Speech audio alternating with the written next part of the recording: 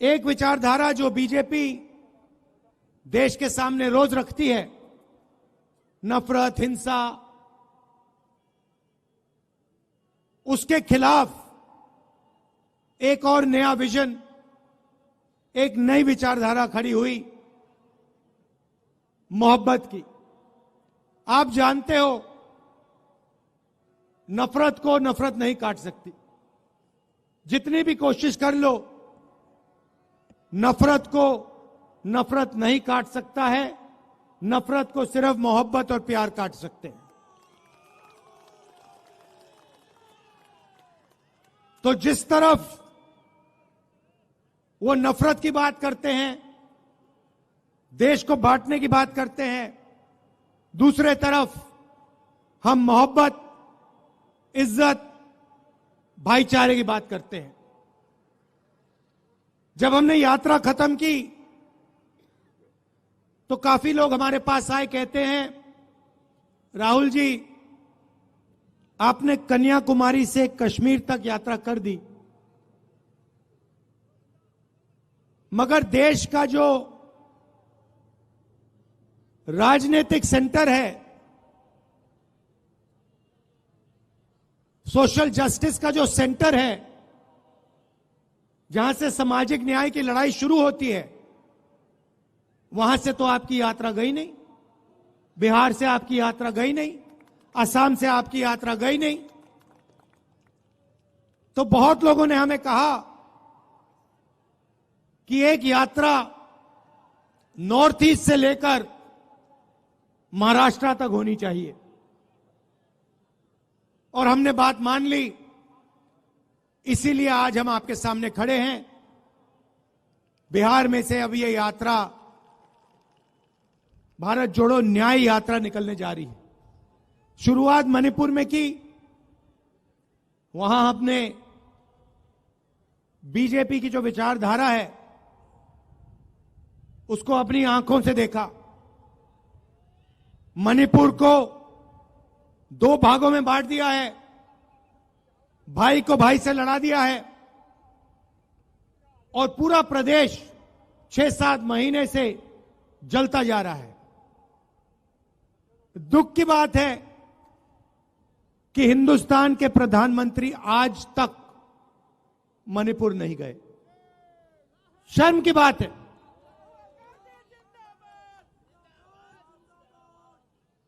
आज तक हिंदुस्तान के प्रधानमंत्री मणिपुर नहीं गए।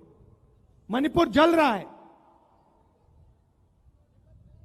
लोग मारे जा रहे हैं, घर जलाए जा रहे हैं, मगर आज प्रधानमंत्री वहां आज तक नहीं पहुंचे। तो ये देश की हालत है। ना आर्थिक न्याय मिलता है, ना सामाजिक न्याय मिलता है।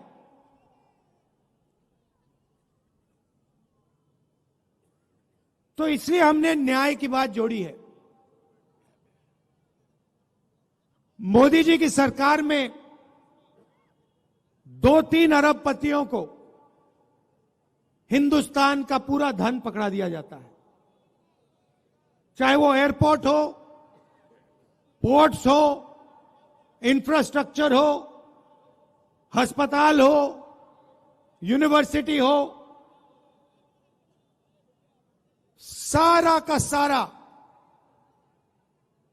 2-3 बड़े उद्योगपतियों को पकड़ा जाता है। मगर जो हाथ से काम करता है, मजदूरी करता है, जो किसान खेती करता है,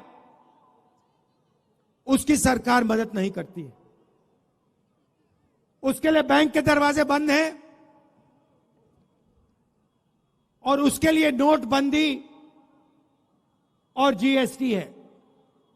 अरबपतियों के लिए बैंक के दरवाजे खुले, प्रधानमंत्री का अफसर खुला, का ऑफिस खुला, सरकार के सारे दरवाजे उनके लिए खुले। तो यह बात हम आपके सामने रखना चाहते हैं। बिना सामाजिक न्याय और आर्थिक न्याय के ये देश प्रगति कर ही नहीं सकता है। ये खोखले शब्द हैं। ये जो विकास की बात करते रहते हैं, सामाजिक न्याय के बिना, आर्थिक न्याय के बिना यह काम किया ही नहीं जा सकता है। अंत में मैं आपको एक उदाहरण देना चाहता हूं। पूरा देश जानता है कि देश में सबसे बड़ी आबादी ओबीसी वर्ग की होती है। तकरीबन 50% ओबीसी वर्ग की आबादी है। 15% दलित हैं,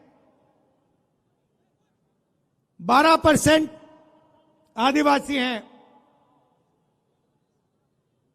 तकरीबन 15% माइनॉरिटी हैं। यह सच्चाई है देश की।